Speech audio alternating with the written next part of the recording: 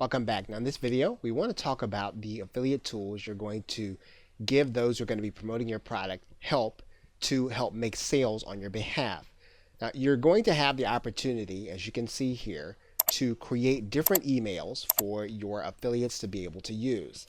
And what's less important than having content that looks like a particular email is making sure, again, that what your affiliates see, that they're going to get something that ties very closely to the theme that you're going to be talking about on your sales page and throughout your funnel.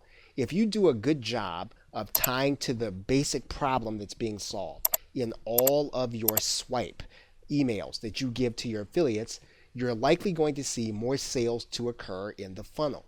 What you want your affiliates to be able to do is to tie to the theme. You want them to be talking about the thing that you're going to be talking about. And if you've been consistent from the front end all the way through all of your upsells to solving a specific problem, tying to the theme is going to give your affiliates more opportunities to make more sales on your behalf. Now, it's important again to say a word here about branding and the branding that your affiliates are going to be able to use. Obviously, you don't want affiliates who are going to be misrepresenting what you are actually going to be selling. But at the same time, what you want them to do is you want to encourage them to use the branding that you're going to be using in your actual sales page. Okay, so with that, thanks, and I will see you in another video.